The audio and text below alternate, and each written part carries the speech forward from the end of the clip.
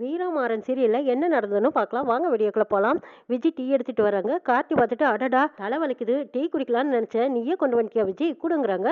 அடே அப்பா என்னது மச்சான் இன்னைக்கு வித்தியாசமா நடந்துக்கிறாரு. ஓ நாம கவுக்கணும்னு நினைச்சோம், அதுக்கு முன்னாடியே இவரே கவுந்துட்டாரா, ரொம்ப நல்லதா போச்சேன்னு நினைச்சிட்டு உங்களுக்கு தான் எடுத்துட்டு வந்தேன், இந்தாங்க குடிங்க. கார்த்தியும் டீயை வாங்கி குடிக்கிறாங்க. மச்சான் நீங்க என் மேல இவ்வளவு பாசமா இருப்பீங்கன்னு எனக்கு தெரியல, என்ன மன்னிச்சிடுங்க மச்சான். அன்னைக்கு நடந்ததெல்லாம் உண்மைதான், சத்தியமா என் தாலி மேல சத்தியமா, என் உயிர் மேல சத்தியமா, உங்க மேல சத்தியமா சொல்றேன் மச்சான், அன்னைக்கு நீங்க என்ன தொட்டுட்டீங்க, நீங்க தான் யாருமே நம்பல, இப்பவாவது நீங்க நம்புறீங்களாங்கிறாங்க. விஜய் நீ அழுகாத, நீ அழுதா என் மனசு தாங்கல, நல்லவன்னு எனக்கு தெரியும், அழுகாத விஜய் அப்படின்னு தொட்டு தூக்குறாங்க. இதை பிருந்தா வெளியில நின்று வந்தவங்க பாத்துறாங்க. பார்த்ததும் காட்டி அப்படின்னு சத்தம் போடுறாங்க. திரும்பி பாக்குறாங்க, விஜய் கூட இவ்வளவு க்ளோஸா இருக்கிறீங்க. அப்பவும் எங்க கண்மணி அக்கா சொன்னா இவனை நம்பாதேன்னு, ஆனா நான் தான் நம்பி தொலைச்சிட்டேன். இனிமே இந்த வீட்டுல நான் இருக்க மாட்டேன் காட்டி. விஜய்கிட்டயும் நீங்க பாசமா பழகுறீங்க, என்கிட்டயும் பாசமா பழகுற மாதிரி நடிச்சீங்க, நான் இனிமே இந்த வீட்டுல இருக்க மாட்டேன், எங்க அம்மா வீட்டுக்கு போறேன்னு சொல்லி பிருந்தா போய் ட்ரெஸ் எல்லாம் எடுத்து வச்சிட்டு இருக்காங்க. வீராமாறன் ரெண்டு பேரும் போனதும் ஏ பிருந்தா என்னடி பண்ணிட்டு இருக்கேன்னு கேக்குறாங்க. ஆமா நீங்க எல்லாரும் சொல்லும்போது நான் கேட்கல, ஆனா நான் தப்பு பண்ணிட்டேன், கார்த்தி கூட இனிமே நான் இருக்க மாட்டேன், அவ விஜய் கூட ரொம்ப க்ளோஸா இருக்கு, அவன் தப்பானவனு இப்பதான் எனக்கு தெரியுது, நான் ஒரு நிமிஷம் கூட இங்க இருக்க மாட்டேங்கிறாங்க. வீராவும் மாறனும் சிரிக்கிறாங்க. இதை பார்த்த பிருந்தா என்ன ஆச்சு உங்களுக்கு, ஏன் இப்படி சிரிக்கிறீங்க, நான் சொல்றதெல்லாம் உங்களுக்கு சிரிக்கிற மாதிரி இருக்காங்கிறாங்க. பிருந்தா அவனுக்கு வாழ்க்கை முக்கியமா இல்ல வேண்டாமான்னு கேக்குறாங்க. என்ன மாமா இப்படி சொல்றீங்க, விஜய் கிட்ட அவன் க்ளோஸா நடிச்சா தான் அவ யாருங்கிற உண்மை தெரியும், அதுக்கப்புறம் தான் உங்க ரெண்டு பேர்த்தோட வாழ்க்கையும் சந்தோஷமா இருக்கணும்னு நினைச்சுதான் நாங்க ரெண்டு பேரும் இப்படி நடிக்க சொன்னோம்.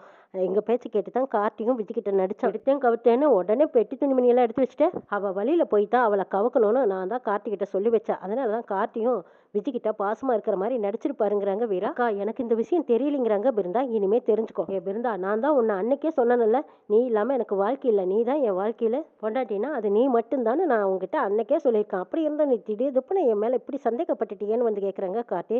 ஐயோ என்ன மன்னிச்சிட்டு கார்த்திங்கிறாங்க. பிருந்தா ஆமா என்ன கோவப்படுவேன் அப்புறம் மன்னிப்பு கேட்பியா, அவளை பத்தி தான் எனக்கே தெரியுமே, தெரிஞ்சு நான் போய் அவகிட்ட பேசுவேனா, அவ வேற ஏதோ நோக்கத்தோட தான் இந்த வீட்டுல நுழைஞ்சிருக்கான்னு தெரியுது, அதனால அவ வழியிலேயே போய் அவளை கையும் களவுமா பிடிக்கணுங்கிறாங்க. பேசிட்டு இருக்கும்போது மாறனுக்கு ஒரு போன் வருது. எங்க காவேரி டெக்ஸ் ஓனரா அப்படின்னு கேட்கவும் ஆமாங்கிறாங்க. துணி ஏத்திக்கிட்டு வர சரக்கு வண்டி பாதியிலேயே நின்னுச்சு, வந்தவன் தண்ணியை போட்டுட்டு பாதியிலேயே நிறுத்திட்டான், அந்த வண்டியை நீங்க வந்து எடுத்துட்டு போயிருங்கிறாங்க. ஆமா நீங்க யார் பேசுறதுங்கிட்டு, அதெல்லாம் உங்களுக்கு எதுக்கு, உங்களுக்கு தகவல் சொல்ல சொன்னாங்க சொல்லிட்டேன்ட்டு வச்சிடறாங்க. மாறனும் அவசரப்பட்டு என்னாச்சோ ஏதாச்சோ தெரியலையே, சரக்கு வண்டி பாதியிலேயே நின்னுச்சான், போனதும் எடுத்துட்டு வந்துடணும் அப்படின்னு சொல்லிட்டு கிளம்பி போறாங்க. வண்டி நிக்கிறத பார்த்ததும் மாறன் தான் அதை எடுத்துட்டு வராங்க.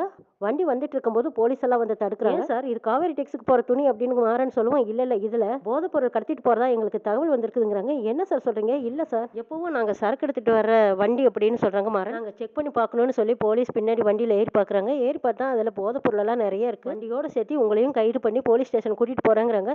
சார் இது அநியாயம் சார், காவேரி டெக்ஸுக்கு எப்பவும் வர துணி இது, இதுல யார் போதைப் பொருள் வச்சாங்கன்னு எனக்கு தெரியாதுங்கிறாங்க. சார் சொல்றவங்க எல்லாம் இப்படிதான் சார் சொல்லுவாங்க, போதைப் பொருள் கடத்துறவங்க எல்லாம் கடத்துறேன்னு சொல்லிட்டா போவாங்க, செஞ்சதப்ப ஒத்துக்கிட்டு முதல்ல ஸ்டேஷனுக்கு நடங்க சார் அப்படின்னு சொல்லி ஸ்டேஷனுக்கு கூட்டிட்டு போறாங்க. இந்த விஷயம் ராகவனுக்கு ராமச்சந்திரனுக்கும் தெரிஞ்சது. இதை கேட்டதும் பதறி அடிச்சு ஓடி வராங்க. ராமச்சந்திரன் என்னடா காரியம் பண்ணி வச்சிருக்கேன், நீ எதுக்குடா வண்டி எடுத்தின்னு கேட்கவும், சரக்கு வண்டி பாதியிலேயே நினைச்சுன்னா எனக்கு ஒருத்தர் போன் பண்ணாங்க பாங்கிறாங்க. போய் சொல்லாதடா, மாமால வர டிரைவர் எங்க, அவர் எங்க போயிட்டாரு, தானே எப்பவும் வண்டி கொண்டு வந்து நிறுத்துவாரு அப்படின்னு சொல்ல எனக்கு ஒன்னும் தெரியல, அதான் நான் போய் வண்டி எடுத்துட்டு வந்தேங்கிறாங்க. இதுல ஏதோ பிராட் இருக்கு, டேய் நீ எப்போ பார்த்தாலும் இப்படியாதான் தப்பு பண்ற சார், இவனை உள்ளேயே போடுங்க சார், இவன் செய்யறதெல்லாம் தப்பு தான் அப்படின்னு ராமச்சந்திரன் மாறனுக்கு சப்போர்ட் பண்ணாம பேசிடுறாங்க. என்னப்பா இப்படி பேசிட்டு வரீங்க அப்படின்னு சொல்லிட்டு ராகவன் தான் யாரையும் ஏற்பாடு பண்ணி மாறனை வெளியில எடுத்துட்டு வராங்க. மாறன் வீட்டுக்கு வரும்போது ராமச்சந்திரன் சரியான கோவத்தோட இருக்காங்க. எவ்வளவு பிரச்சனை பாரு, இப்போ காவேரி டெக்ஸ்க்கும் சேர்ந்து கெட்ட பேர், பிறந்ததும் உங்க அம்மாவை விழுங்கிட்ட, இப்போ குடும்பத்திலையும் நிம்மதி இல்லாம பண்ணிட்டு இருக்க, இப்போ என்னையும் முழுங்கறதுக்காக தான் நீ இப்படி எல்லாம் பண்ணிட்டு இருக்கியா, நான் செத்துட்டா உனக்கு திருப்தியா அப்படி எல்லாம் கேட்கும்போது எனக்கு சரியான கோவம் வருது. இங்க பாருப்பா, என்னாலதான் அம்மா செத்தாங்கன்னு சொல்றதை என்னால ஏத்துக்க முடியாது, இப்போ என்ன பண்ணணும் சொல்லுங்கன்னு கேக்குறாங்க. மாறன் நீ செய்யறது ஒவ்வொன்றுமே தப்பு தான், நீ முதல்ல வீட்டுல இருக்காத வெளியில போயிடுங்கிறாங்க. உங்களுக்கு என்ன நான் வீட்டுல இருக்க கூடாது அவ்வளவுதானே, என்ன பார்க்க உங்களுக்கு பிடிக்கல அப்படித்தானே, சரி நான் கிளம்பிடுறேன் அப்படின்னு சொல்றாங்க. இந்த பக்கமா விஜய் நின்று சிரிச்சுட்டே இருக்காங்க. பாடா எப்படியோ இந்த மார்னிங் வீராவையும் வெளியே அனுப்பிட்டா, அடுத்தது கார்த்தி மச்சாவும் நம்ம வலையில விழுந்துட்டாரு, அப்புறம் என்ன கண்மணி தான் நம்ம பிடியில தான் சிக்கி இருக்காளே, யாரும் நம்ம கிட்ட வாழாட்ட முடியாது, நாம நினைச்ச மாதிரியே ராமச்சந்திரன் சொத்துக்கு நாம தான் ராணின்னு நினைக்கிறாங்க. விஜய் வந்ததும் என்ன மாமா நினைச்சிட்டு இருக்கீங்க, நம்ம கடைக்கு வர சரக்கு பாதியிலேயே நின்னா நமக்கு போன் வந்ததுன்னா நம்ம உடனே போய் பார்க்க தானே செய்வோம், சரக்கு வண்டியும் பாதி தடத்துல தானே நின்னது, அந்த டிரைவரை என்ன ஏதுன்னு கேட்காம மாறன் மேல கோவப்படுறீங்களா, இத பாருமா வீரா, இப்படியே ஆளாளுக்கு அவனுக்கு சப்போர்ட் பண்ணி தான் அவன் இந்த அளவுக்கு கெட்டு அழிஞ்சு நிக்கிறாங்க, யாரும் வக்காலத்து வாங்காதீங்க, இவன் இனிமேலாவது திருந்துட்டுங்கிறாங்க. ராமச்சந்திரன் அவரெல்லாம் ரொம்ப நல்லவர் தான், ஆனா அவருக்காக எந்த தப்பு இது வரைக்கும் செஞ்சதில்லை, மற்றவங்களுக்காகத்தான் செஞ்சு செஞ்சு அவரு